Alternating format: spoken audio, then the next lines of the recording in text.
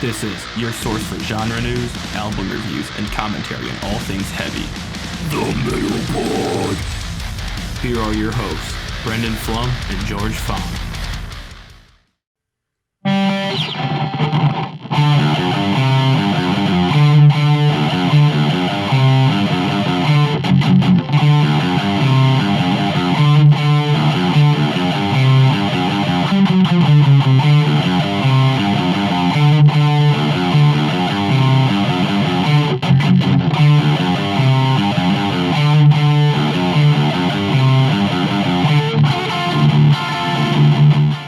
And welcome back to the Metal Pod, episode 3, titled Ads Sell, but Who's Voting?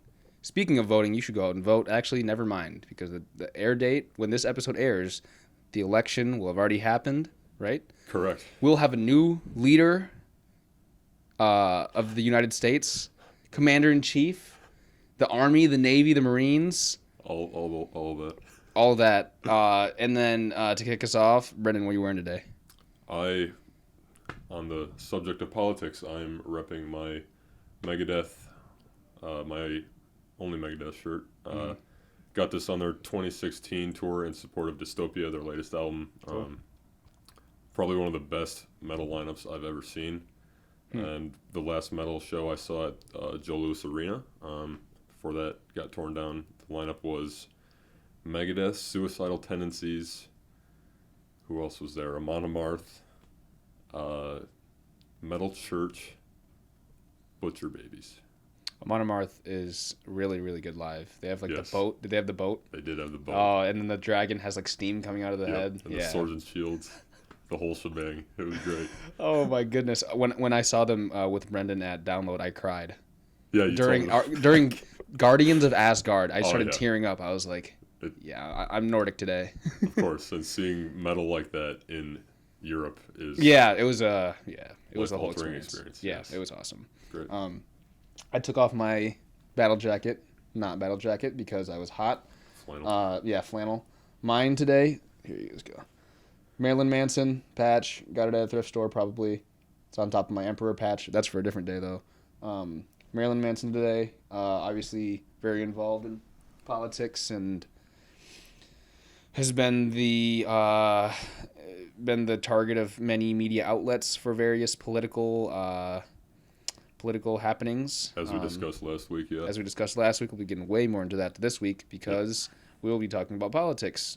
Yep, it's election week, so we figured it's a good opportunity to talk about the role of politics in metal. So, who do you think the new leader of the free world will be by the time this episode airs? Who do I think it will be? Who do you think it will be? Who do I think is going to win the election? Yeah. Is what you're asking me. The polls say Biden, so I'm going to just say that for the sake of what the polls say. Polls they've been known to be wrong. 2016 they were wrong, but we'll see.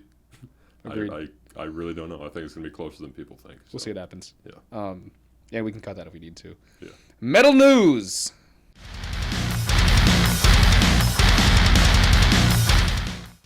Rob Zombie is releasing his 7th solo album, The Lunar Injection Cool Aid Eclipse Conspiracy.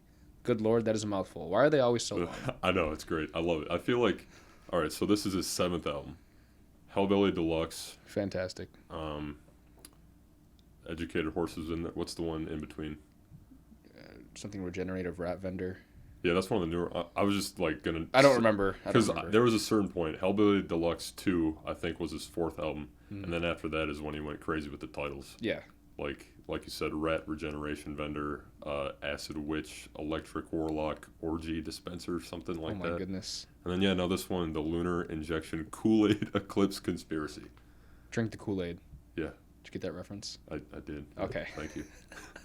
That's Drink supposed Kool-Aid. to come out in March of 2021. So there you go. And then he did release a single. I saw it on his Instagram. Yep. The day before Halloween. Yes. Which is perfect for him. Triumph obviously. of the King Freak. Yes. What'd you think? I liked it. Solid. Heavy? Yeah. Had a cool. It was about a minute and 14 seconds before the vocals came in. Yeah. Lots of samples. Kind of a slow burn. Cool little funky little middle instrumental part. Yep. I liked it. Yeah. Sticking on the subject of John 5 obviously being in Rob Zombie, John Five and David Lee Roth, the original vocalist for Van Halen, they wrote a song together in tribute to Eddie Van Halen, who obviously passed away. That song is called Somewhere Over the Rainbow Bar and Grill, in reference to the Rainbow Bar and Grill on the Sunset Strip, which is where they were from, actually. And yeah, we said in the pilot that John Five said Eddie was his favorite guitar player of all time, right? Is that how it went? Yeah, so him and David Lee Roth did that song. It's acoustic, so it's a different kind of John Five, but it's a heartfelt, nice tribute, so. Link in the description. Check that out if you are a fan of either of those guys. Yeah, of course. Yep. New music as well. Pantera Reinventing the Steel. That was my pick of the week last week. That came out the same day Rob dropped his song, which was the day before Halloween. Yeah. So much better than I thought it was going to be. Like, I knew it was going to be great, but, like, the new mix, I was not expecting it to be that heavy, to be honest. Really? Yeah. Because, I mean, Terry Date, their, like, OG producer, like, he did the prior 3 albums before Reinventing the Steel. Didn't do Reinventing the Steel back then for whatever reason, but he did a mix for this reissue, and it's a lot heavier than the original, in my opinion. So. Yeah. I don't know how I feel about remasters. Yeah, I'm typically, but it's Pantera, so I'm going to listen to it. Right. It's a cool little thing. The thing I don't like about remasters is how Spotify only has the remastered version of albums. When I listen to an artist for the first time, I want to hear the original LP, the way that they heard it back whenever it was first released, and then I'll go back and listen to the reissues. I don't want to listen to it remastered. It's a different sound. It is. You're totally right about that. And even listening to it on streaming is different than, like, let's say, like, you did buy that album back in the day on vinyl. That's what a lot of people say. They say vinyl sounds better. Can you really tell? Yeah, you can. The bass, at least, sounds a lot more. Audiophiles, can you tell the difference between an LP, a cassette, a goddamn 8-track? It's bassier on the vinyl? Yeah, I think you can hear all the instruments better, in my opinion. That's just me, though. It could be different for everybody. Okay. But, let's do a blind test. I'll do a blind test on you. Yeah, let's do that. You're not going to tell the difference. A cool little skit. I mean, who knows, honestly. The streaming services do a pretty good job for the most part, I think. Yeah. I mean, the difference between vinyl and... There is a factual difference that vinyl is the actual waveform because it's a groove, but digital, it's like... It looks like a square, or it looks like a grid. There's like something lost in the transfer process, yes. I feel like. But it's very minimal. Yeah, I feel like... But going from vinyl to cassette to CD, I feel like CD is not... They don't have the best sound, in my opinion. Yeah, maybe. Also, it depends on what you're playing it off of. Yeah, you know that's what I mean? True. That's very true. Because most people play CDs in their cars. Right. But in fact, vinyl is a more accurate representation of the waveform of the acoustics of the song. Fair enough. Speaking of acoustics, though, part of the Reinventing the Steel, it was a 3-disc thing. One of the discs was just like all instrumental tracks of each song. I didn't listen to that. Didn't care for it. But I'm sure it was awesome as well. There were some unreleased tracks. One of them is going to be my song rack for later, so I won't say that one yet. But there's Hole in the Sky, a cover of Black Sabbath. That's been previously released on their Greatest Hits album, I think. Still a banger every time. But they also covered Sabbath's Electric Funeral, which is also sick. So there's some demos on there too, right? I think so, yeah. There's like radio edits of some songs, which, I mean, I don't care for that. But, you know, it's a good reissue, I think. Very happy with it overall. Yep, check it out. Yeah. Another big thing that was announced this week, there's this new reality singing show, but it's not... I don't know about you, but I'm sick of all this Masked Singer, American Idol. There's that one show where you don't sing. Yeah. You just mime it, and that's the singing show. Yeah. Yeah. I'm just sick of all that shit, and they're finally doing something cool now. It's a new show called No Cover, hosted by Kellen Quinn of Sleeping with Sirens. What? Go ahead. The judges on the show are going to be Alice Cooper, Lizzie Hale from Hailstorm, Gavin Rossdale from Bush, and Tosin Abasi, who's the guitarist for Animals as Leaders. Yeah. And the premise of the show, instead of just singing modern pop hits, it's all original music by bands. Well, it sounds like it's going to be kind of, geared towards heavier kind of music. Yeah. I'm guessing. I mean, look at the judges panel. Exactly. So That's kind of cool. I'm excited for that. Yeah. Honestly, like it's something new, something that I don't think's been done before. So yeah, last one though. Serj Tankian from System of a Down. Them being an Armenian American band, and they've discussed the Armenian genocide in their music. Typically, we don't really talk about politics like this, but this being a political themed episode during election week, it's We probably felt it was important. yeah. He's warning of another potential Armenian genocide because of some conflict in, I don't even know how to say the name of the city, Artsakh. I don't know. It's in Armenia, I guess. Okay. Don't really know the details, but I mean, obviously, when the actual Armenian genocide happened, the who was it? The Ottoman Empire or Turkey? They like denied responsibility for the longest time. Yep. Which is obviously pretty messed up. But yeah, if it's great to see musicians like this because they have the power of celebrity, you know, like they can bring that kind of stuff to the limelight, which is obviously the best way to use your power like that. So 100%, and it's good too because for another reason is a lot of the time their labels or their managers will be like, oh, don't say anything about it. Right. We don't want you to get too polarizing, like you know, just So it's good that he's putting himself out there and talking about things that are important to him and that matter. And System of a Down is one of those bands. I don't know if you've heard about other news with them lately, but Serj is a very left-wing liberal kind of guy, but their drummer, John Dolmayan, I think is his name, he is like an avid Trump supporter, which you wouldn't think would be the case in a band like System, where in the past they've been very anti-Bush during that era, anti-war, so it's kind of strange. Yeah. But I can't comment on that. That's kind of weird. Yeah. But I mean, all the members are Armenian, obviously, but yeah, just different strokes for different folks, I suppose. I guess. Yeah. Yeah. I guess on that note, we can get into our main subjects of politics and metal.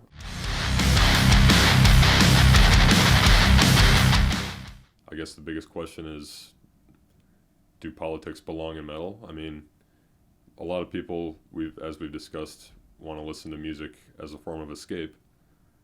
So politics and music is different for everybody. Yeah. I know you and me like it because it, as we just said, it addresses bigger issues. Yeah. And the way they talk about it, it's a form of escape in a different way because they talk about stuff that actually matters.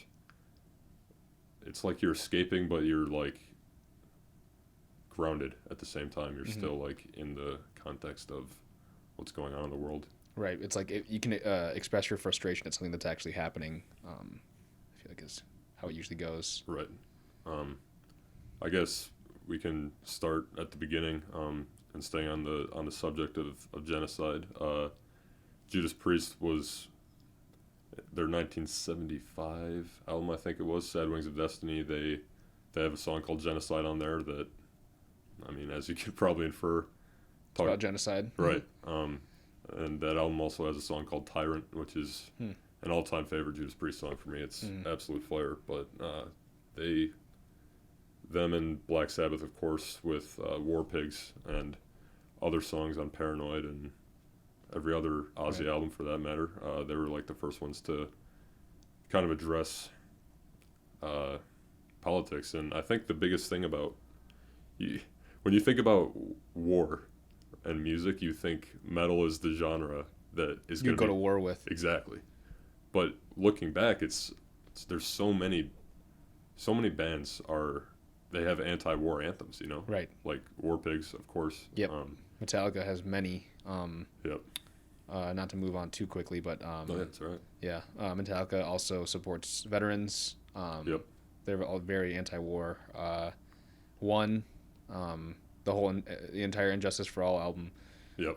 The biggest atrocity with that album is the bass, but the message is good. Damn.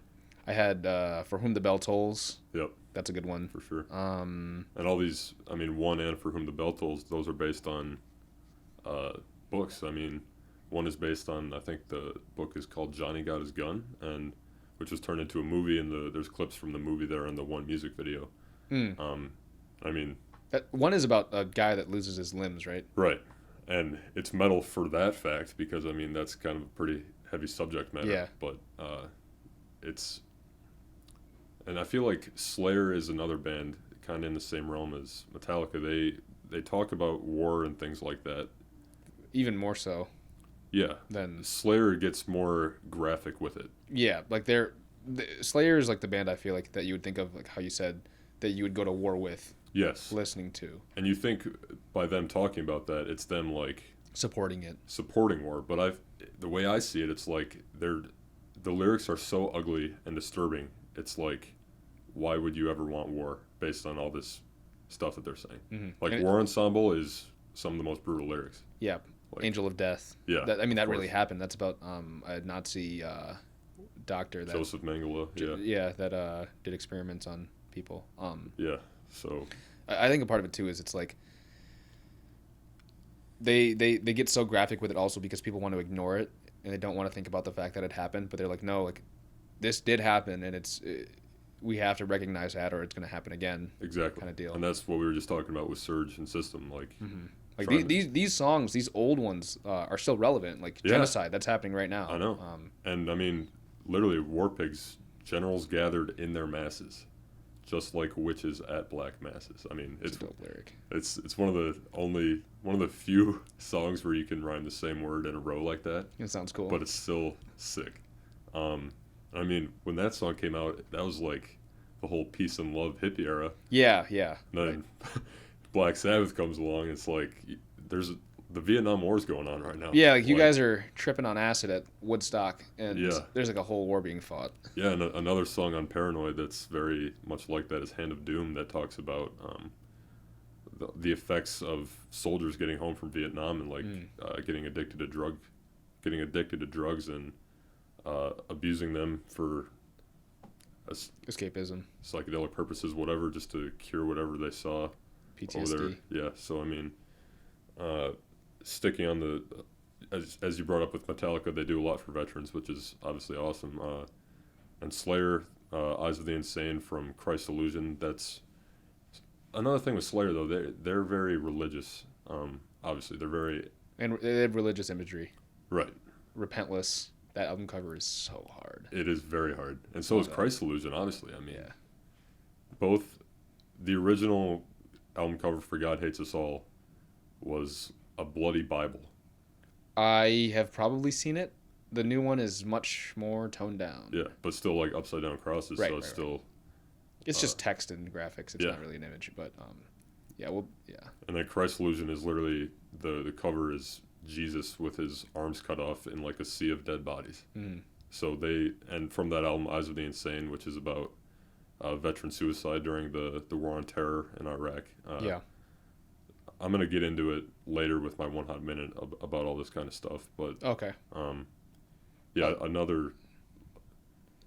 I feel like thrash in general, I mean, Megadeth obviously we're about to get into, but I feel like thrash is the most political of the subgenres. Unless you could... I know there's this whole thing in Poland. I mean, you're obviously the black metal guy, but Poland apparently has this genre called like nationalist black metal, where it's literally all... I've heard of that, I think. Yeah, I like I said, I don't listen to black metal all that much. Yeah. And especially not Polish political black metal, so I mean, I don't know anything much about it. But there's also another subgenre of foreign metal where it's like neo-Nazi black metal, like neo-Nazi black metal. That's not. It's it's like white supremacy. Right. In black metal. It could metal. be the same one. It might be the same thing, about, but yeah, it gets weird, man. It does. There is a subgenre of metal that is that. Not to stray too far from thrash. Yeah, I would agree. Thrash is probably the most politically charged metal genre. I don't know why that is. Yeah, I mean, you got in here like Sodom. Right, Sodom. They have this whole album about Vietnam. I mean, Agent Orange is the name of the album, which was obviously the chemical that they used. A chemical weapon they used, which one of my family members, actually, my great uncle, died from effects of Agent Orange way back in the day. Was that later on after he came back from Vietnam? Yeah, after Okay. I mean, and obviously I never knew him, but yeah, it's still kind of messed up to think about. Yeah. I mean, you're dying from war and you're not even in the war. Mm-hmm. So yeah, the after effects. Sodom addressed that for sure. Sacred Reich is another thrash band who addresses more environmental issues, as we're going to get into more of that later, but Mm-hmm. Sepultura as well. Do you like old Sepultura or new Sepultura? I'm not a big new Sepultura fan. But their vocalist is heavy. He is really sick, but it's just not the same without the Cavaleras to me. I'm a huge Max Cavalera fan. Soulfly's awesome. Nailbomb is awesome. Everything. There's a he band does. called Nailbomb? Nailbomb, yeah. That sounds cool. They have one album, and it's very political. I think I've heard of it, that band, but I've never listened, so... The album cover is like a child soldier, Okay. so that tells you all you need to know right there. Interesting. But yeah, Sepultura, Max is a very socially conscious kind of guy. He loves world music, and he tries to incorporate that into Sepultura for one, and then more so Soulfly. But yeah, being from Brazil, Brazil's been known to be one of the more politically corrupt countries, and not really respecting their indigenous peoples. So Max and Igor brought that up a lot in Sepultura. I mean, Refuse Resist from KSID is still one of the heaviest protest kind of songs. Yeah. That music video is awesome. It's got like the Tiananmen Square footage. Oh, I've not seen it. Yeah, It's pretty cool. Yeah, I'll have to check that out. Yeah. Even Roots, they're the Cavalera's last album in Sepultura before that went haywire. Roots is about like Bloody Roots. It's about the kind of messed up history of Brazil. So yeah, they like to address that. And I guess the last big thrash band we haven't got into is Megadeth. Save the best for last. Oh, whoa there, buddy. What do you mean? Best thrash band? Not best. I'm not saying they're the best thrash band. I'm saying in terms of politics. When I like listening to politics and metal, Megadeth is my go-to. Okay. Rage is a close second, which we're obviously going to get into later. Right. But all right, what you got? For Megadeth, I mean, dude, every album is political when you think about it. I mean, the title of this episode that you named it is "Ad Sell, but who's voting?" So I mean, that's a play on peace sells, but who's buying? Right. Which is a great album, by the way. When did that come out? 86. 86. Wow. So he left Metallica to make that. Yeah. In the same year that they released their first album, Metallica. What? What? I worded that really f***ed up. Yeah, you did. I said it's okay. I meant Dave left Metallica to create this album and released it the same year that Metallica released their first album that Dave was on that he left. What album would that be? Kill 'Em All. That came out in 83. That wasn't 86? 86 was Master Puppets, which is also a very big year for politics in metal right there. Oh, wow. You got two huge Master and Peace Sells in the same year. It's a lot of politics going on. Okay. I had my dates wrong. I always thought it was 1986 that Kill 'Em All came out. 83 was Kill 'Em All, but yeah, either way, still close enough. And I mean, right. Megadeth's first album was Killing Is My Business. That was just a revenge album for Dave to kind of get back at Metallica in a way. Yeah. It still sounds pretty good. I mean, yeah, it sounds great. It's not bad. Yeah, it's great. It's just pedal to the metal. Yeah. Fuck you guys in Metallica. You can definitely tell that was the intent behind it too. Oh, absolutely.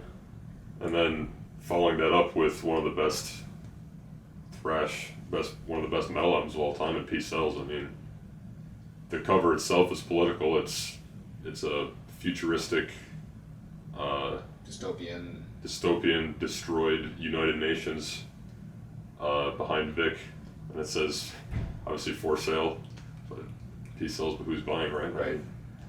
That is one of I will defend that music video forever. Best music video. I've not seen it. Oh, dude. For Peace Sells? It's so sick. Oh. It's like one of those OG MTV classic videos, but it's like it's actually a good video, you know? Okay. It's like what a good 80s video could be. Like most of them are shit, but that one is it's fantastic. Cool. If you want to talk about Master a little bit, because that was the same year, I'll let you go for it. I mean, there's... Yeah, Master of Puppets was more about, like, drug addiction, I feel like. Yeah. Master of Puppets That's what the song itself is about, for sure. Yeah, I mean, they have, is Disposable Heroes on that? Yeah. Yeah, that's obviously about war and soldiers dying and all that.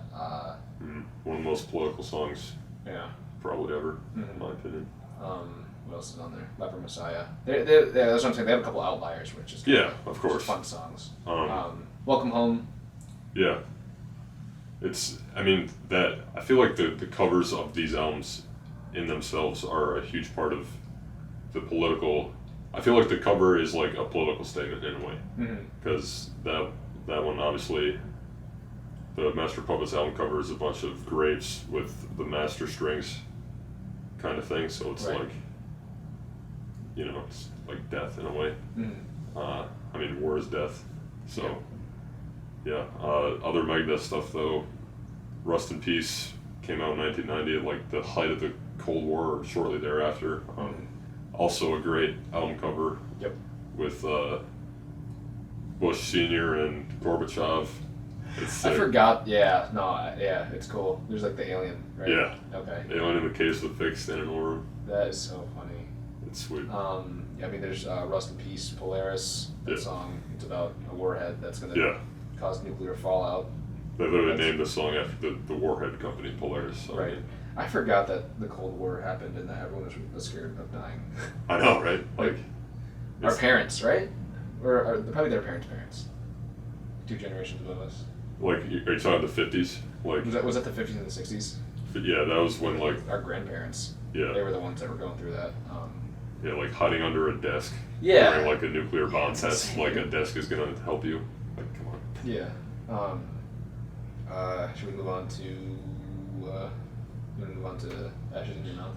Yeah, I mean that's a biblical reference, of course. Imagine a world where it's just so devastated that ashes everywhere. Like, I mean, that's where the title of that song comes from. Yep. Holy Wars, I mean, that's on Rust in Peace. Ashes in Your Mouth is on Countdown to Extinction, the follow-up to Rust in Peace. But Holy War is obviously another song where the name, or the statement they're trying to make is in the title of the song. That's about the whole Irish Catholics versus Protestants thing. And even Dave's, they've caught some flack for that. They were playing in support of that album back in the day in Ireland, and he like brought it up, and they like got banned from Ireland for a period of time or something like that. I don't really remember the details, but and even their newer stuff. I mean, Dystopia right here, it's about like the future of mankind if we keep acting the way we do, which is not good. So Gears of War on United Abominations, another great album title right there. The System Has Failed, another album. Yeah. See what I mean though? Like Megadeth, like he's so outspoken about it. Like he's not afraid to go after it.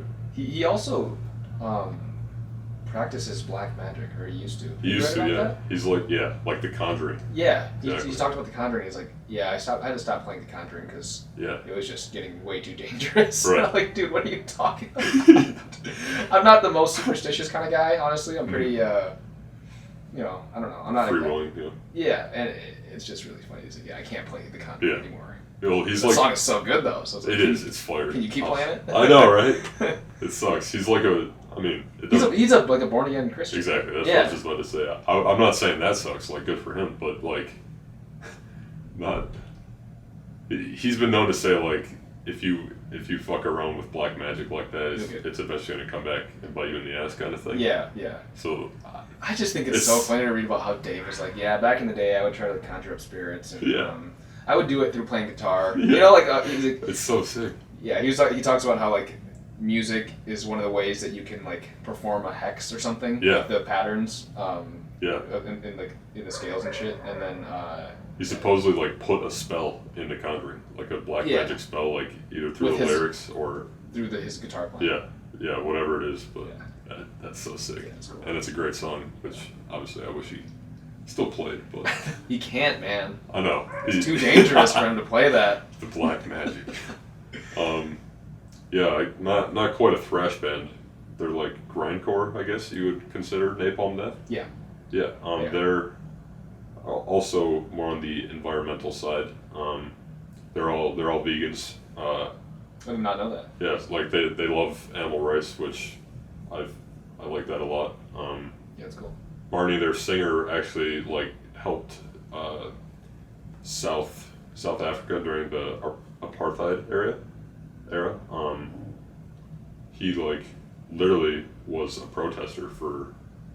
I don't really know the history of apartheid all that well, but I know Nelson Mandela was somehow involved in that. Yeah. Need to check on my world history again, but There you go. I just think it's sweet that a metal singer cared about his like the lyrics that he like pretty much were on his sleeve for. He went right in the thick of the conflict, which is awesome. Very cool. Holy shit! I should close my window. Yeah, it's all good. We We like dogs, animal rights, right? hate dogs. Don't add that in the episode, but Napalm Death.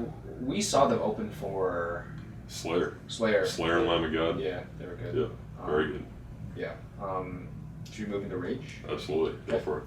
One of the main bands, probably the best political metal band of all time, by far. Rage Against the Machine. It's in the name. Yes. Every song is a protest anthem, pretty much on their first album at least. Yep. And yeah. And they, like we were just saying about Napalm Death, they've been known to protest as well. Yeah. So they really do it.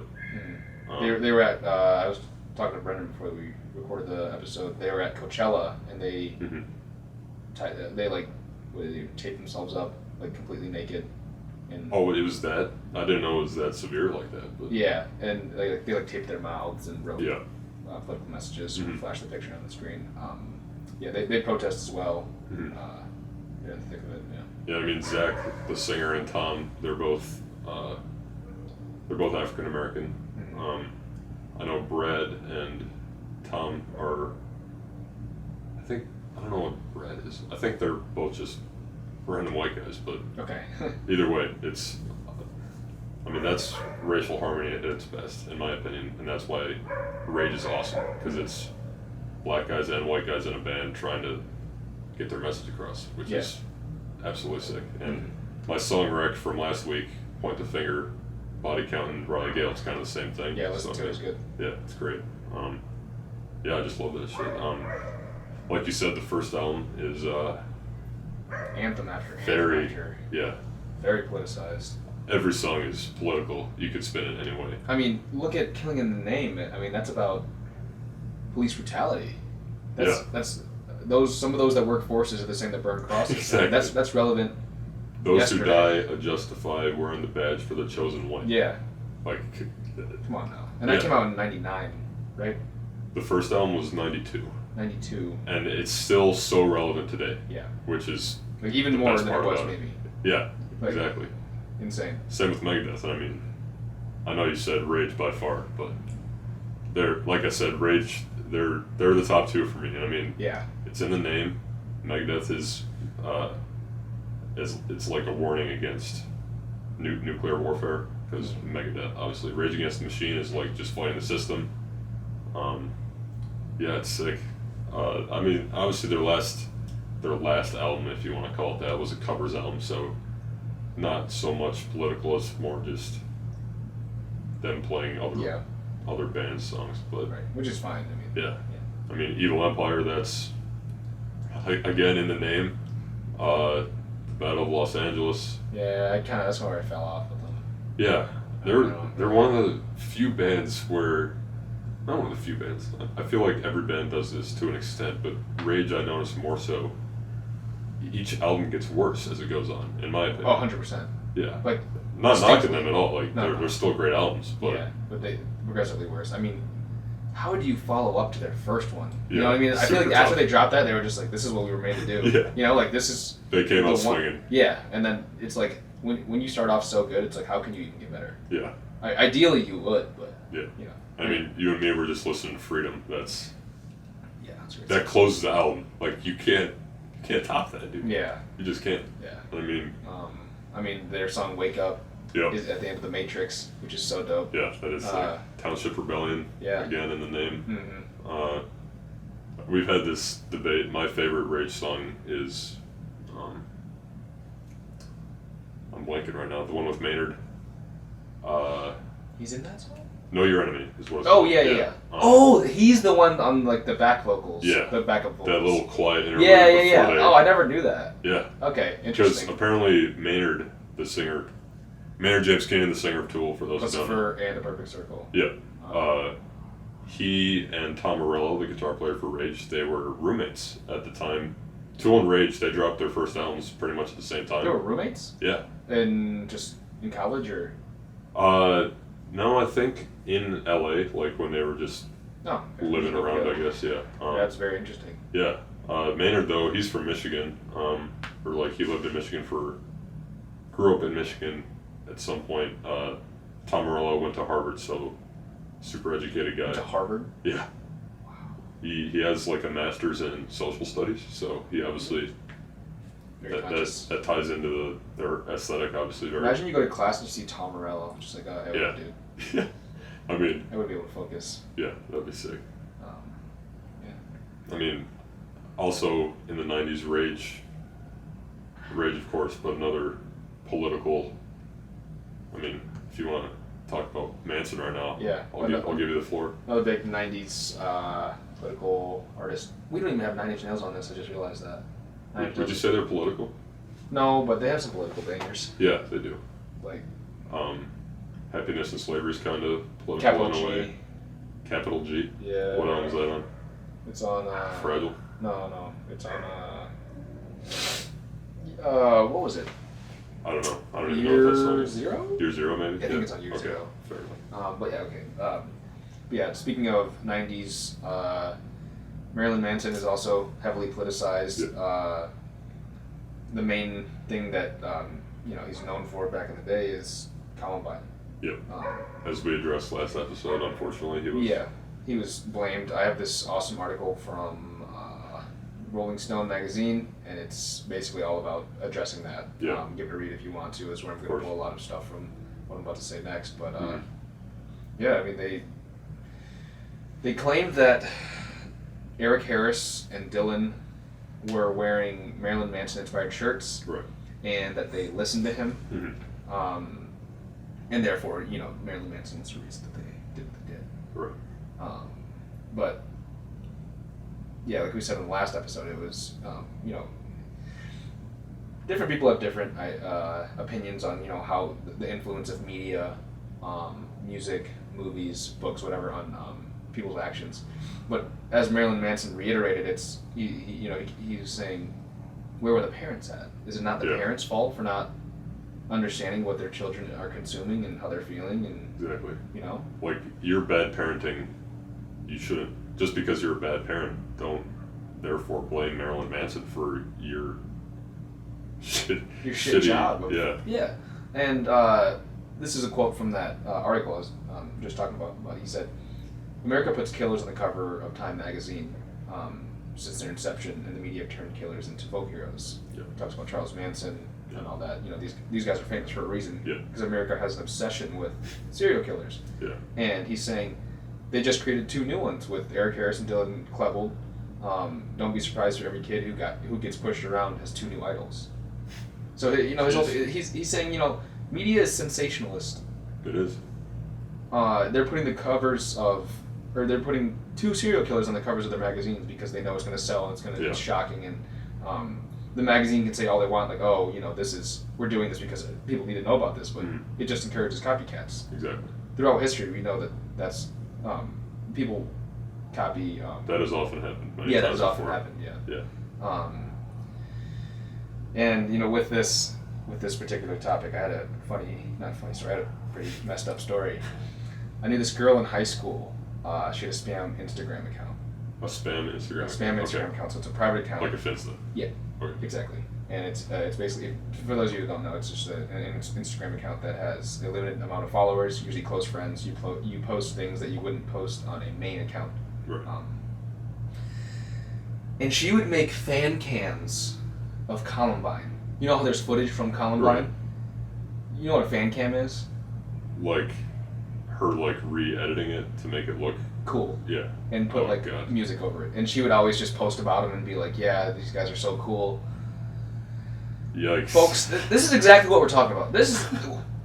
See, I feel like I've seen a lot in my life. Yeah. But when I saw that, I was just like, what is going on? Humanity. And then I was like, yeah, maybe I should report her or something, because she goes to my school.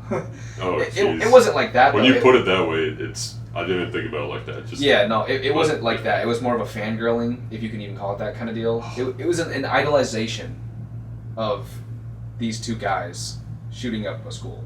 And that's exactly what Marilyn Manson is saying. He's saying, don't advertise it like it's a TV show. Yeah. Which is what the media did. They're like, look at what just happened. Isn't this a tragedy? Look at all this bad shit. Look at Marilyn Manson. Look at Rammstein, because they said that the kids also listen to Rammstein. Those two guys. You can't even understand Rammstein. What are they going to tell you to do? Apparently, though, Eric was really into German, and he was okay. So he actually knew German. A little bit. Okay. He wasn't German though, but Right, he just knew it. And apparently, he was into neo-Nazi ideals and stuff like that. But which Rammstein is not. Not at all. I mean, it's messed up, dude. That's really messed up. Yeah, it is. And then Hollywood came after Columbine. Hollywood was... I should have wrote dates. I need to start doing that. I think Hollywood came out in 2003. I think Golden Age was 2003. Hollywood was 2001. Something like that. It was after 2000 maybe, I think. It was after. Yeah, either way, after. And Marilyn Manson said it's a declaration of war against the media, and you can tell in all the songs. Target audience. I'm sorry, Shakespeare was your scapegoat, and your apple sticking into my throat. Sorry, your Sunday smiles are rusty nails when crucifixion commercials failed. Fire.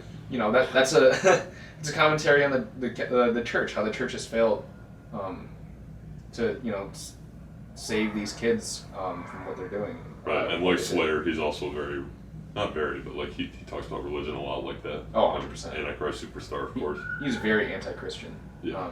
The love song, "Do you love your guns, God, or your government?" That's a commentary. I forgot about that song completely. Yeah, the NRA. Do you love guns? Should we have guns? Who knows? But people are using them to kill. I mean, right. Europeans don't have guns. Yeah, dude. When we went to England, no one. No. They were like, "Yeah, we don't." What are you talking about? Why do you have guns, bro? That's more people get stabbed over there because they don't have guns, but yeah, but still, yeah. I'd rather have a knife issue than a gun issue. You know what I mean? Oh, for sure. Yeah, America definitely has a gun issue. Yeah. Moving on from that, I mean, the Nobodies is a direct address song that addressed Columbine. Mm-hmm. Just saying how Disposable Teens is on Hollywood as well. Oh, right? yeah. Yep. Another good one. That's all I got for that. Yeah, and about that same time, if Hollywood came out in 2000, that's kind of when System was getting bigger on the come up, and I feel like there wasn't. System to me is the most political since Rage. I feel like Rage kind of, not physically obviously, but they passed the torch in a way. There was Rage in the 90s and System in the 2000s. They're obviously pretty political, being an Armenian band, as we mentioned, Armenian American. They've talked about genocide in their music, and Surge still is today, obviously, as we discussed. BYOB, probably their most politically charged song, stands for Bring Your Own Bombs, in response to the Iraq War.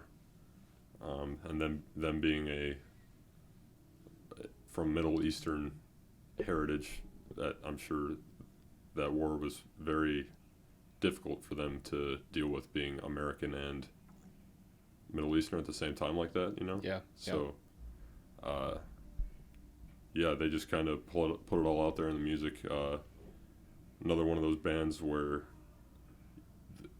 every album has its political aspect. I mean, the name System of a Down itself is, you don't really know what it means.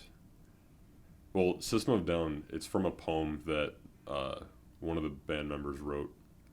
I don't know what it is specifically, but there's a line in that poem, something System of a Down, and it just sounds cool. Anti-establishment, like Rage Against the Machine, System of a Down. So it's kind of like that. Toxicity is a very political album, of course. They even came out with an album called Steal This Album. So I mean, that's funny. That's pretty sick. Yeah. And then Mesmerize and Hypnotize, which BYOB is on Mesmerize. Very political as well. And at that same time as well, Lamb of God was using their political means, I guess. I feel like the first album, as Burn the Priest, I mean, that's not that political to me. I mean, that was the era of Lamb of God where you can barely understand anything that Randy. they're saying. Yeah, at all. Because he had a drinking problem, apparently. Yeah. And they were pressed for time. I mean, New American Gospel. They're also kind of religious. Yeah. Honestly, they're not even really that. Their lyrics aren't that religious. No, they're not. The name is. The name is obviously very religious, but other than that, they're more political. Yeah. Yeah. As the Palaces Burn. That's about taking down the man. Yeah, in the title. The upper class. This is the Art of Ruin. Yeah. Yeah. That's a great album. Very tight sounding. What was I going to say about that? But Ashes of the Wake, probably their most political album. Yeah. Like System, also very anti-Iraq war. Yeah. Commentary on the Iraq war. The Iraq war was a big talking point for a lot of people. Indeed. The title track from that album, Ashes of the Wake, has a sample from a real interview with a Marine Staff Sergeant, Jimmy Massey. Mm-hmm. And he's saying how in Iraq they would kill civilians because the enemy soldiers would dress in civilian clothing sometimes. So the Marines, they were basically like, yeah, just kill all the people that are dressed as civilians. And every time that they went to recover the bodies, none of them were soldiers. They were just killing innocent people. Right. And he was saying how I can't continue to serve the U.S. Marines for this reason. That's really messed up. Yeah. And that same kind of thing was happening in Vietnam too. So I think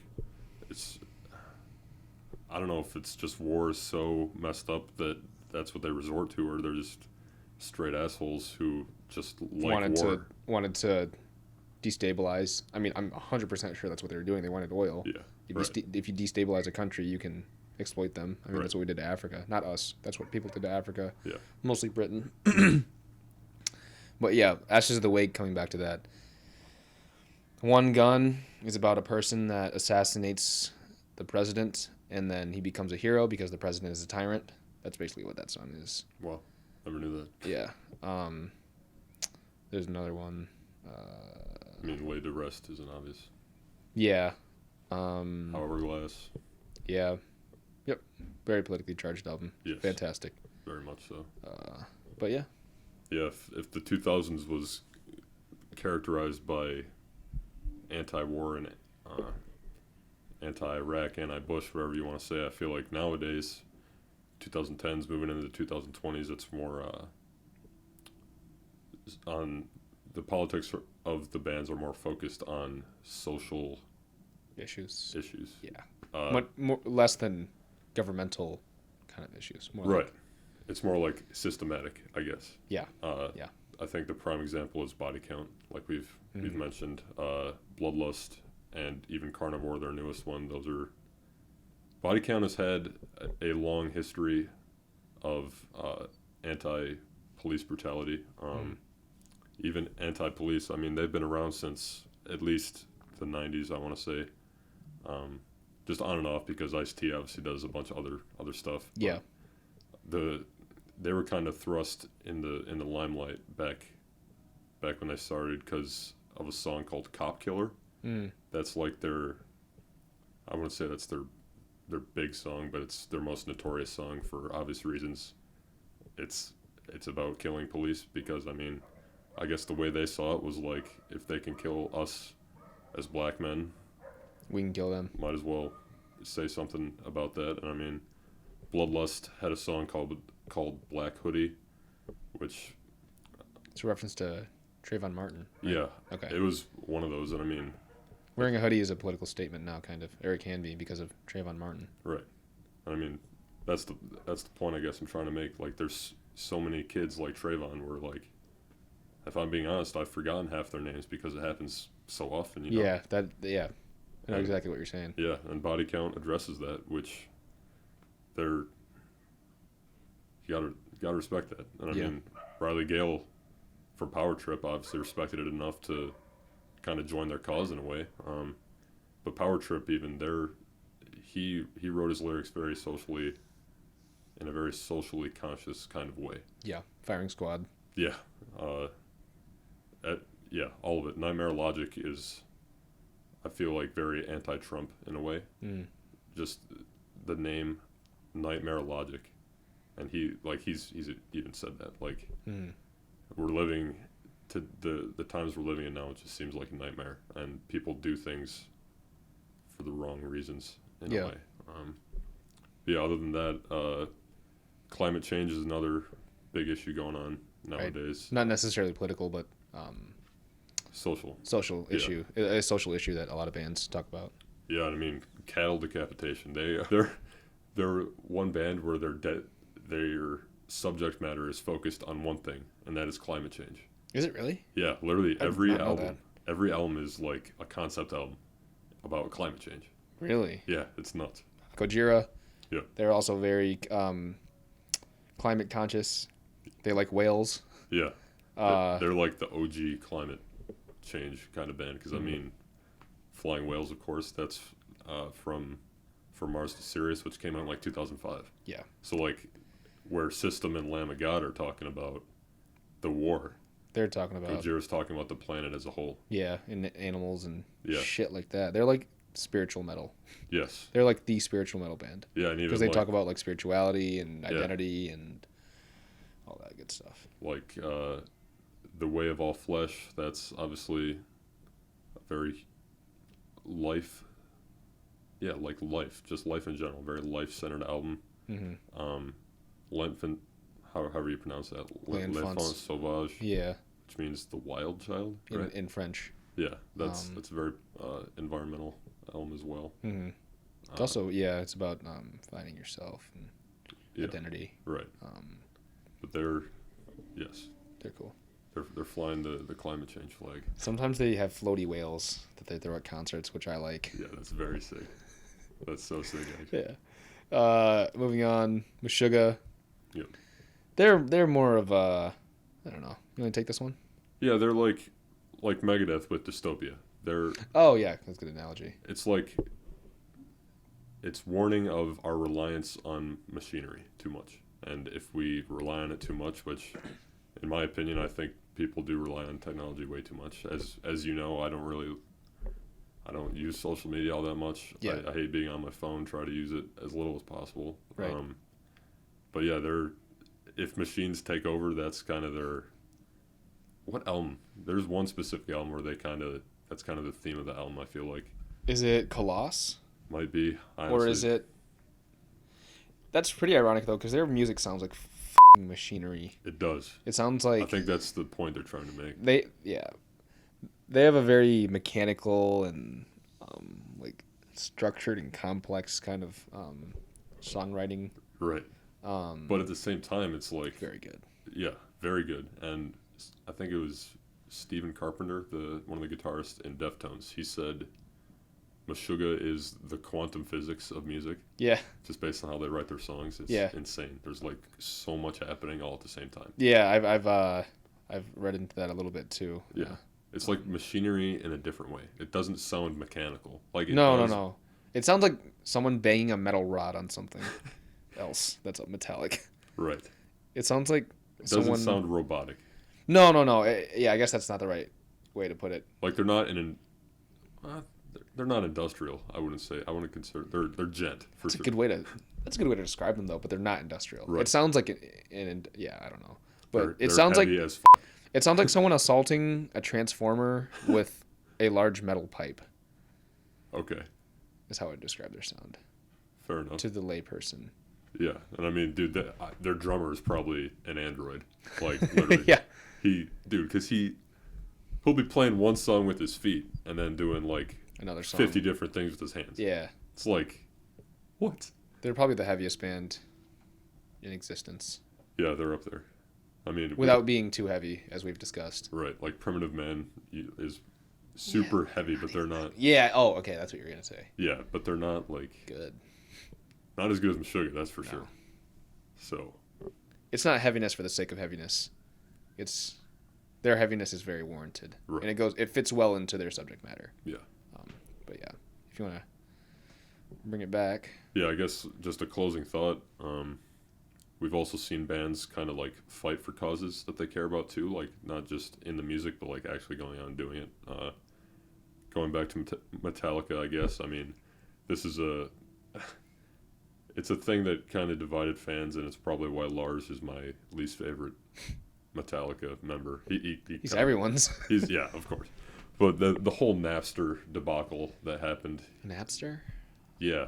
Is that a streaming platform? It was a streaming platform that it was like the first platform where you could like the reason that illegal downloading exists is because of Lars against Napster, essentially, because Napster would allow people to just download all these bands' music for free. And Lars literally went to court and said, I mean, you're literally just stealing from us in a way. I mean, I don't remember all the details, but Okay. In short, it just looked like kind of a dick move because he's in the most successful metal band of all time, and he's complaining about not getting. I mean, now when you go on iTunes or whatever, you can technically buy a song on iTunes still for like 99 cents or something like that. Yeah. But like at the time, it was just a weird look for him. Also, I read this thing once where he said, "Yeah, I haven't been practicing to improve my drumming for like 2 years." Yeah. Like, bro, what? Yeah. Why are you telling us that? Yeah, like. You haven't been trying to be a better musician? Yeah. I mean, I guess that's a personal choice, but Yeah. come on, man. Do whatever you want, but yeah, come on, man. Like, that's why he's in my opinion, the worst of the Big Four's drummers. He's the reason that Metallica can't be better than Megadeth, I feel like. I'm sorry, what'd you just say? He's the reason that Metallica can't be better than Megadeth. Can't Megadeth be better? Yeah. So Because you're Megadeth saying has better Megadeth drums. is better than Metallica? Yeah. I was just pulling your chain earlier. I think Megadeth is better than Metallica. Okay. In terms of a musical, not in terms of success or sales or anything. Right. I just think they just sound better. Musician-wise. They just sound better. Like, Yeah. I would choose a Megadeth song over a Metallica song if you looked at all of them together. That's a hot take. Is that a hot take? I would say so. I mean, I'm not necessarily disagreeing You're like with the you. biggest Megadeth fan in the world right now. Right now, yeah, for the sake of this episode. But I think Megadeth is more. Maybe I've just listened too much to Metallica, but I think yeah, that that's Megadeth also fair. Megadeth is more interesting to me to listen to now. Yeah, and they're more consistent than Metallica. Agreed. Like Load, Reload, Saint Anger, Lulu. F that. Exactly. That's garbage, man. Like I can find value in like Load and Reload. I like Load a lot. I like Load, some of it, but not all of it. Not, exactly. And like it's such a different sound from Metallica though. It's basically is what you're saying. It's inconsistent to. right, but then they make Lulu, which is literally a flaming piece of shit. Like so bad. Yeah. Why do you think making an album with Lou Reed is a good idea? Like love Lou Reed. He's a legend. Don't get me wrong. But Metallica plus Lou Reed? They also do stuff with rappers, don't they? Or Who? they tried that, Metallica? Metallica? Did you hear about that? Or do you know anything about that? I don't know, honestly. I know I know. Anthrax has, obviously. With, Okay, yeah. Public Enemy, Yeah. which is sick, but they did it right. Right. And Right. Megadeth, though, each album, they don't really have a bad album to me. No, but Risk is probably the worst one, and even that has some good songs. the reason that Megadeth will never be better than Metallica though is because Dave Mustaine sounds like a wailing bird when he sings, and that is why Metallica is better than Megadeth. Moving on though. Got anything else? I I know you like Behemoth. They've do. had some issues in their home country of Poland with like blasphemy laws. I love it. I know. I love fact it, that you're man. laughing is what makes. How are you gonna ban a musician for saying? That's like banning someone for writing in their diary. Well, Nurgle like ripped up a Bible on stage, which I mean Manson has done. Yeah. Many times, of course. He still does. It should be secular. You shouldn't be banned from a country because of your religious beliefs. Right. It's like banning someone for not being a Christian in America. Yeah. It's difficult. I guess the last thing we can say, the PMRC we talked about last week, like the Filthy 15. Yeah. Parental advisory, all that shit. Literally, like Dee Snider from Twisted Sister. Who else was there? Frank Zappa. John Denver, even, like, they all went to court against Tipper Gore and her minions. They literally like spoke out against how stupid it was. Like, yeah, it's a First Amendment violation. Like, that's what I'm saying. You can't ban someone for ripping up a Bible. Yeah. From a country. Right. Same deal with the Filthy 15. I mean, it's the First Amendment. Exactly. So I just say what you will about politics and metal, but it's got its place. And when you see the band members themselves like fighting for the causes they care about, like participating. Yeah, it's bigger than the music, and they kind of them talking about it in the music is. Do politics belong in metal? I say yes, to an extent, of course. Agreed. Because all these bands we just talked about are like some of the all-time greats. Yeah, no, for sure. I would agree. Yeah, it has its place. Of course. Yeah. Top 5.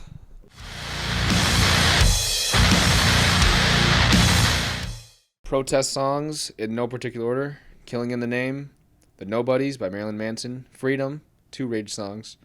So Now You've Got Something to Die For. Oh, that's a good one. I did not think of that. Yeah, and then For Whom the Bell Tolls. Okay. By Metallica. Very solid. Interesting. 2 Rage songs, which is very fair. Yeah. Oh, dude. Now You've Got Something to Die For. I didn't The beginning riff is so hard. It's so fucking hard. It's in drop D. Oh, drop D. Yeah. Good old drop It's basically about war. Of course. Like we've been discussing. It's like Ashes of the Wake, man. I mean, yeah. Didn't bring that up. Didn't bring that specific song up when we were talking about it, but that's the one I forgot about. I think the lyric in that one, the reason I put that one in there is because the lyric is, "You finally made it home, draped in the flag that you fell for." Yep. And it's basically saying like you came home, but now you're like you're in a body bag. Yeah. And you're wrapped up in this flag, but it's like, yeah. Yeah, I mean, I think after he screams, "Now you've got something to die for," I think one of the first lines is like, "Send the children to the fire." Stack the something. Burn the pyre, something like that. Yeah. And it's like you're sending your kids into a furnace. Right. Essentially, like literally, the government is making its own citizens, its own children, go fight for them. Yeah. I don't know if you've been seeing lately, but all these memes about like being 18 can't buy a cigarette, can't buy a beer, but I can go die in a war. Yeah. Which is totally messed up. Weird to think about. But it is. That's beside the point. Anyway, my top 5 protest songs. Might have to make an honorable mention for what'd you bring up earlier? Fight Song by Marilyn Manson. I didn't put that, but it's more of a religious. Yeah, but I just feel like that's his revenge song to me after Columbine. That's like him just saying "fuck you all." Fight Song. Like, yeah. Anyway, Point the Finger, which was my song rec from last week. It's a modern one, so that's why I put that in there. Yeah, it's cool. Yeah, Peace Sells. Yep. Of course. War Pigs. There you go. BYOB. And Killing in the Name is my number 1. Yeah, I put that at the top because it's the first one that comes to mind. I mean, come on now. It is the protest song. Yeah. So, yeah. Pick of the week. Mine is Denzel Curry's cover of Bulls on Parade. Have you seen that? I have. Yeah, it's live. Good. Go watch it. Link will be in the description. It's cool. Yeah. Does a great job covering it. Denzel Curry's also cool. It's sick. Yeah. His other stuff is great. What do you got? Another kind of underground kind of guy. Yeah, he's blowing up a little more now. Yeah, he is. He did start off kind of I think smaller. when Ultimate came out, that's what kind of pushed him over the edge into popularity, because that song was everywhere when it came out, obviously. I do like that version though, because he does like a freestyle over the guitar solo. Yeah, which Rage doesn't do, obviously. Yeah. But it's good. My pick of the week is also Rage. It's their first album. Just the whole thing. The whole thing. Go listen to it now. Yeah, it's their best album, probably the best political metal album ever made. And the reason I say that is because me wearing this Megadeth shirt, you'd think I would pick Megadeth for the title of something like that, but it means more coming from me being a white guy. It's like Rage. It's an African American singer, so it sounds like it means more coming from him, instead of Dave Mustaine, who's also white. I mean, you can hate what's going on, of course, but it just means more hearing it from someone that's going through it. Who's going through it more so. And like we said, that album came out almost 30 years ago, and it's probably more relevant now. Probably more relevant. Yeah. Also, the riffs on it are immense. Tom Morello might have been the king of heavy riffs if he hadn't have made 3 albums that were garbage after Rage. They're not garbage. 3 albums Evil that Empire were is a great album. It is. I'll have to revisit it. My only critique against Evil Empire is some of the choruses are more repetitive. Like, just the first album is the most original. I would say Evil Empire is equally heavy. Maybe. Not quite, but almost. It's just that there's something lost there compared to the first one. And like you said, you can't really top an album like that, so it's tough. It's one of the best metal albums of all time. Yeah. I mean, you can't get much better than that. Yeah, every song is a protest, so it's sick. Trivia, yeah.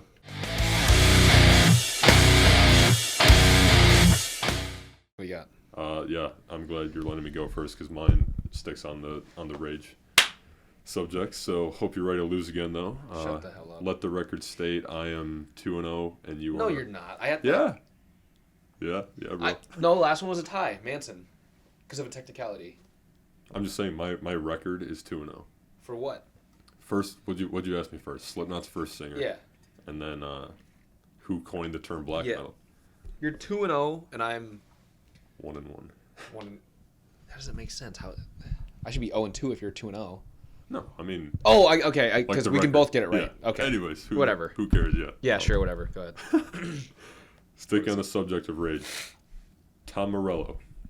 His family was critical in the forming of which modern country? A country?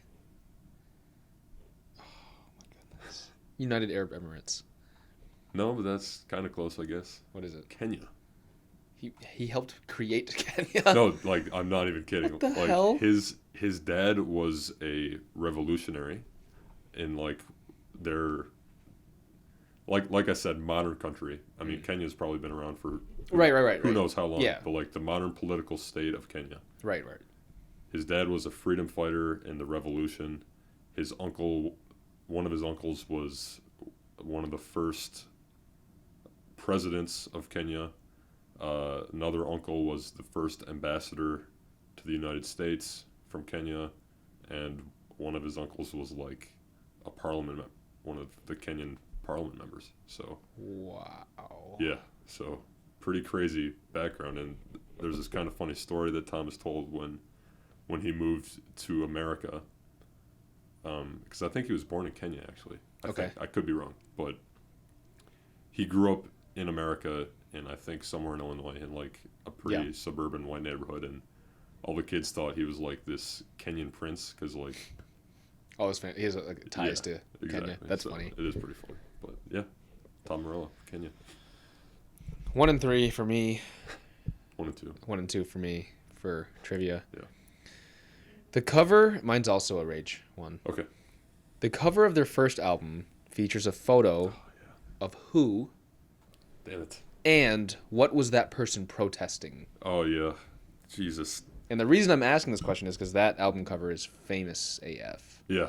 I mean, the picture was famous. The picture, yeah, no, for sure. I mean, that image is very, very famous, and it's on everything. And it influences the music, like we said. Do you want his actual name? You don't have to tell me his name, But who was he? I know he was a monk who was protesting. What was he? You have to give me his background too. What? Not just that he was a monk. So, I've been giving you multiple parters the past couple episodes, so now you're getting me back. Damn Yeah. you. Damn It's you. hard, huh? It is hard. I know. Jesus. Like I said, I think, not trying to like diverge too far, but I know like he wasn't the only one who did that.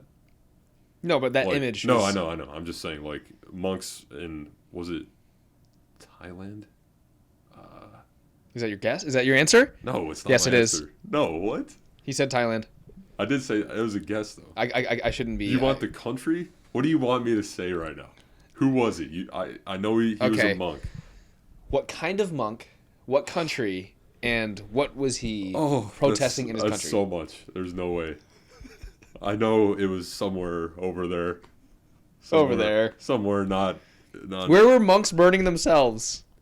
Was it? It wasn't Thailand. Jeez, dude, you're killing me. Final answer. Yeah, I don't know. He was a monk who lit himself on fire in protest of some religious freedom or something. I don't know. That's my best guess. His name is here. I don't know how to say it. He was a Vietnamese Buddhist Vietnam. monk Okay. in Saigon in 1963. Okay. And he was protesting the president's administration for oppressing the Buddhist religion. He performed self-immolation. Right. There's a video of him performing that self-immolation on YouTube, and it's very intense. And I watched it, and then I cried. Fair enough. Fair enough.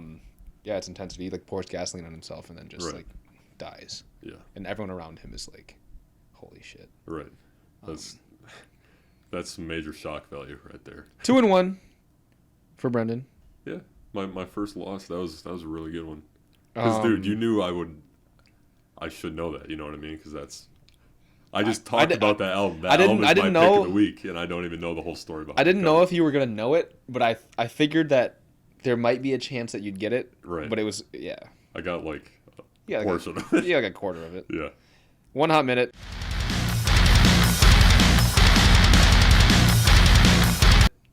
Go ahead.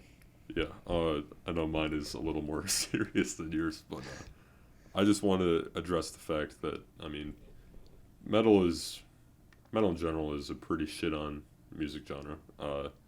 Yeah. From other people, at least. Agreed. Mean, us being metal fans, like, we live it, we breathe it kind of thing. Yeah. We're surrounded by hip-hop. Hip-hop. Yeah. People that listen to hip-hop don't really like metal that much, TBH. Right. But I think the thing about metal, one of the things about metal that people shit on is like, oh, it's just a bunch of guys talking about, I mean, war for one. Screaming. There's just a bunch of guys that scream. Right. That's a common one. Etc. I mean, all this garbage. I'm probably just biased because I listen to metal more than anything, but I feel like it's the most, of all music genres, it's the most socially conscious. They're not afraid to address things that other people are afraid to address. I mean, I just feel like metal is like the news in a way, but like in a cool way.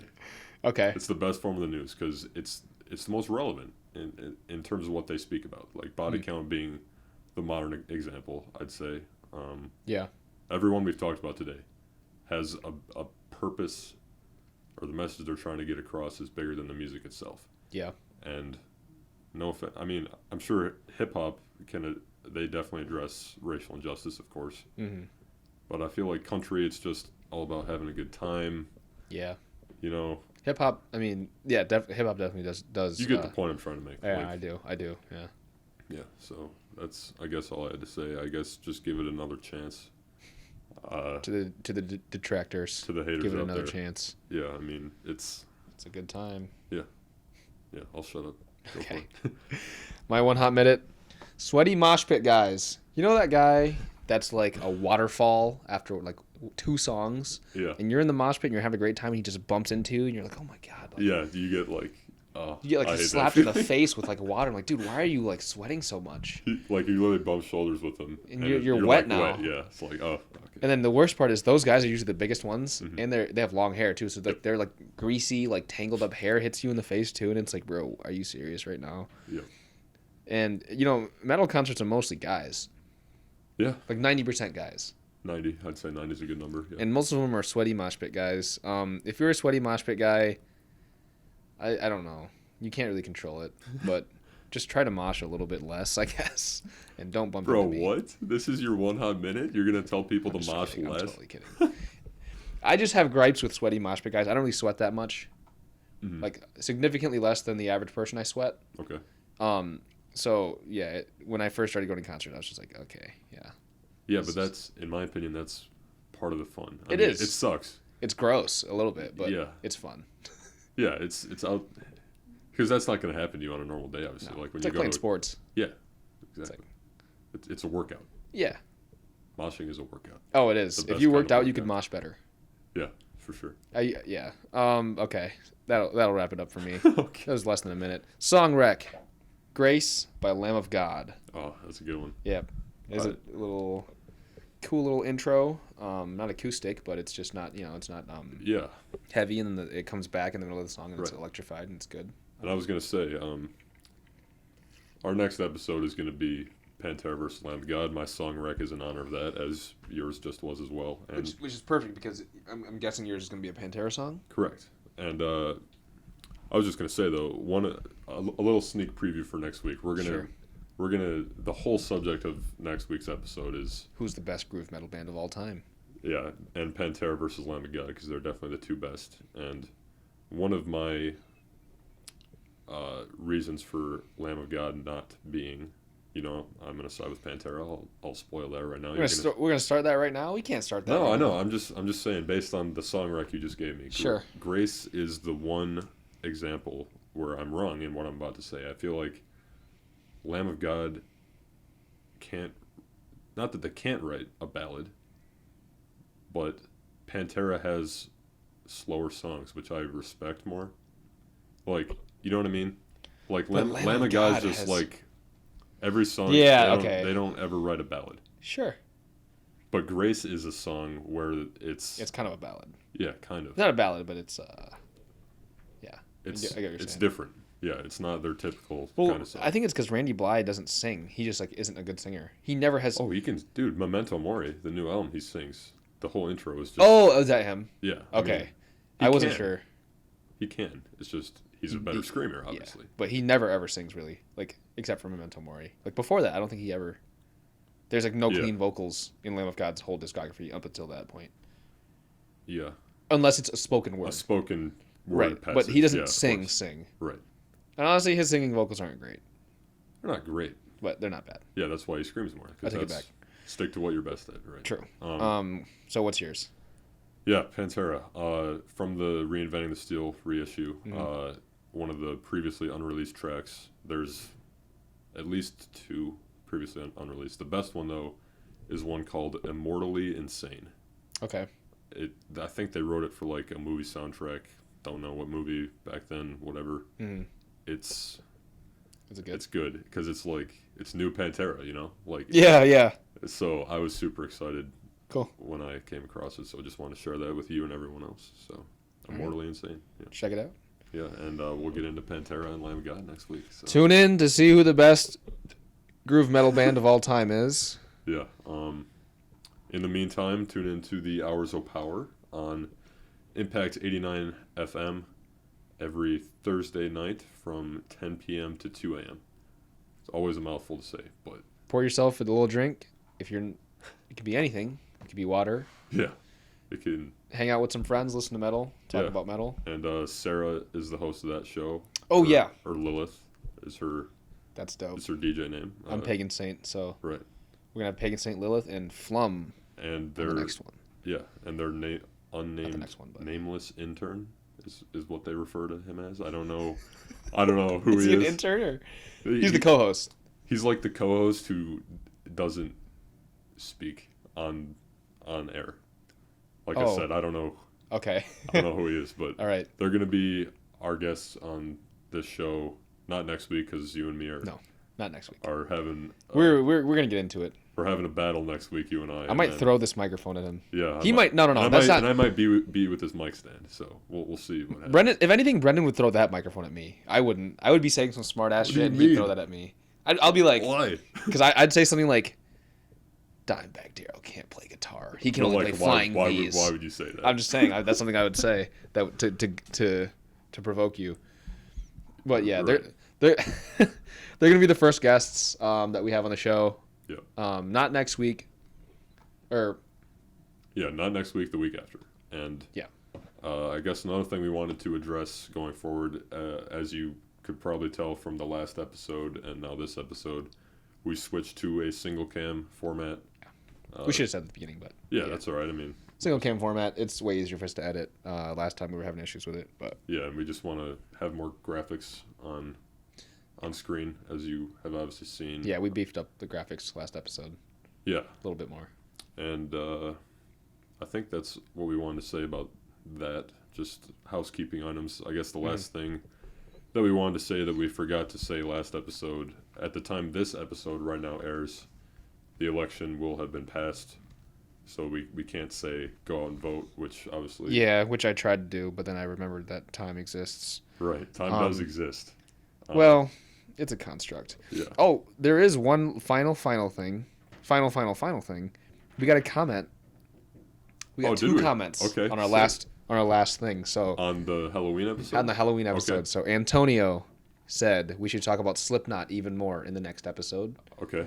I was going to bring up to you, I think we could do a whole Slipknot episode if you wanted to. Oh, yeah. At some point in the future. So for sure. Thank you for engaging, Antonio. Yeah, thank you. And thank you for watching. He also said, City Morgue should get discussed. And that's the second City time Morgue, absolutely, someone has told me to check out City Morgue, so we'll definitely be doing that. It was probably me, because I love City Morgue. That might be 3 times. They're an underground rap group. Yeah. We'll put them on the metal bands who aren't metal.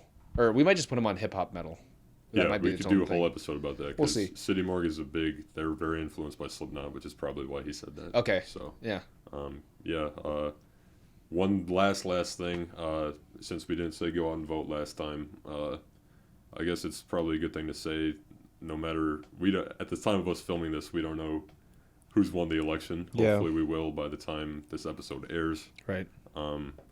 Whoever does win, though, just be good to each other out there. I mean, we're living in crazy times, and one of the reasons we started this metal pod is to celebrate what we love more so. Bring people together. Yeah. Not to tear them apart. Yeah, and metal, as we've discussed, is a very inclusive community, and we're glad that you're here watching this, and glad you're engaging with us. Yeah.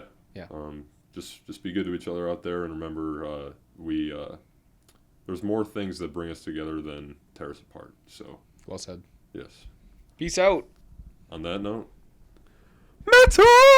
Hear it again. Always.